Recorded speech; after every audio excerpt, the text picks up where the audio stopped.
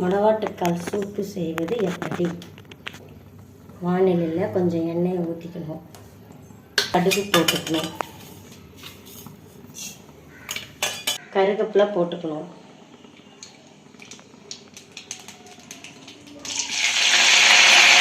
வெங்காயம் போட்டுக்கணும்.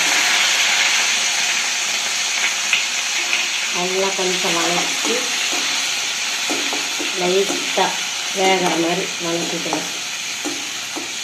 தக்காளி போட்டுக்கணும்.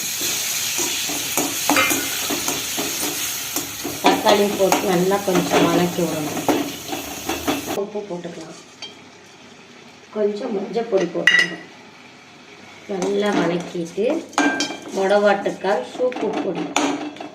கை கால் வலிக்கெலாம் நல்லதுங்க. இது குடித்தா நாங்கள் குடிச்சிட்ருக்குறோம், அதனால் இது ரெடி பண்ணி நாங்கள் சேல்ஸ் பண்ணுறோம். மொடவாட்டுக்கால் சூப்பு பொடி.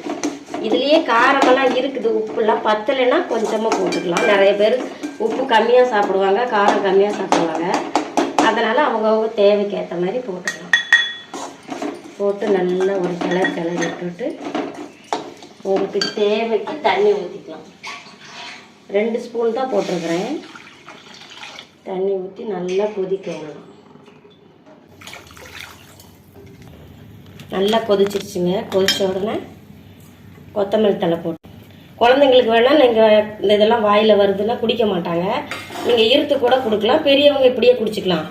நாங்கள் குடிச்சிட்ருக்குறோங்க. கை கால் வலிலாம் நல்லா இருக்குது. ஆட்டுக்கால் சூப்பு தோற்று போயிடும். இது மட்டும் இல்லைங்க, மொடவாட்டுக்கால் சூப்பு, கருவேப்பிலை பொடி, முருங்கைக்கீரை பொடி, கருப்பு உளுந்து கஞ்சி பொடி எல்லாமே ரெடி பண்ணி நாங்கள் சேல்ஸ் பண்ணிகிட்ருக்குறோங்க. உங்களுக்கு வேணும்னா வெப்சைட்டில் நம்பர் இருக்கும், எடுத்து ஆர்டர் பண்ணிக்கோங்க.